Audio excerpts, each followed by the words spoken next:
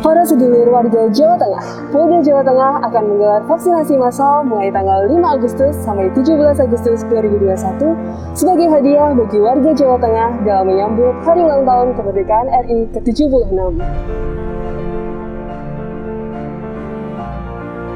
Ada 1.340.000 dosis vaksin yang siap diberikan kepada masyarakat, dengan target 4.000 vaksin setiap harinya di setiap Polres jajaran Polda Jawa Tengah. Silahkan bagi warga Jawa Tengah, terutama yang belum melaksanakan vaksinasi, untuk dapat mengikuti kegiatan ini.